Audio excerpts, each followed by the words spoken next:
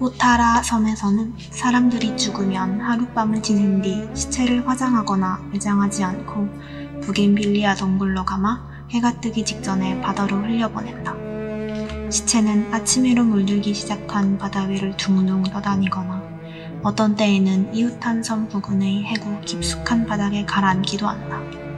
물속에 완전히 잠기기에는 몸무게가 모자란 여자나 아이, 그리고 병자들의 시체는 일단 먼 바다까지 흘러나가기는 하지만 해안구를 조금 벗어난 곳에서 소용돌이를 일으키며 호타라 섬 북부 해안으로 역류하는 파도에 휩쓸려 다시 호타라 섬으로 되돌아오기도 한다. 바닷물에 불어 문덕문덕해진 시체는 물고기 밥이 되거나 눈알이 빠지거나 손발 하나가 없어진 무참한 모습으로 해안가에 되돌아오는데, 그런 시체들은 해변에 버려져 그대로 말라 풍화되고 나중에는 골수마저도 모래와 뒤섞이게 된다. 호타라 섬에선 그런 일이 일어난다고들 한다. 그 탓에 호타라 섬에는 묘지가 없다.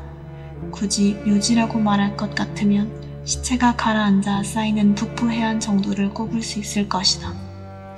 죽은 자들 가운데 일부가 바다를 떠돌다 마지막에 표착하는 북부 해변을 호타라 사람들은 니라이 파마라 부른다.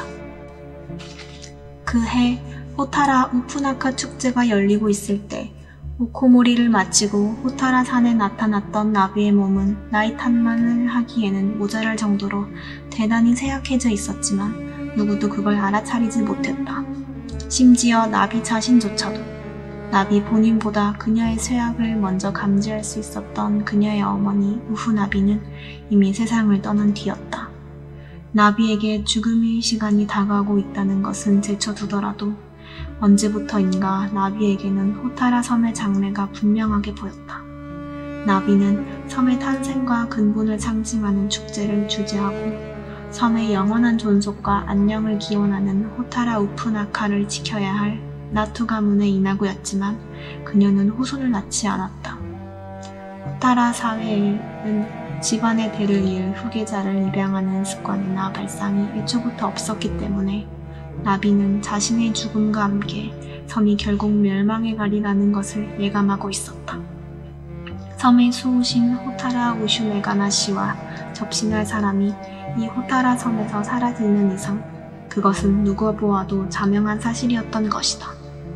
그러나 앞으로의 세상이 어떻게 펼쳐지건 호타라의 장래를 그저 흐름에 온전히 맡기는 것, 그것이 바로 어머니 우후나비가 나비에게 남긴 유언이기에 결국 사람들은 호타라의 향방을 나비와 함께 관조하듯 하며 지금까지 살아왔다.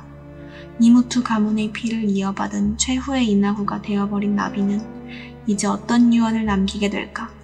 달리 의지할 곳 없는 섬 사람들의 관심이란 온통 여기에 집중되어 있었다.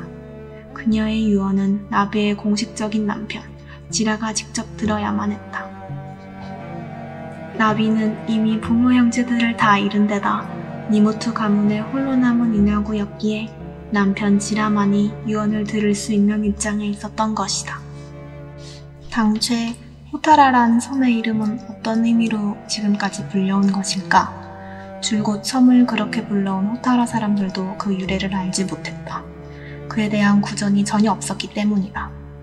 언젠가 윤타쿠 자리에서 앞으로 사라질 호타라에 대해 복잡한 심경으로 이야기를 나누다가 반쯤 자포자기하듯 자주 섞인 목소리로 이렇게 말하는 노인이 있었다.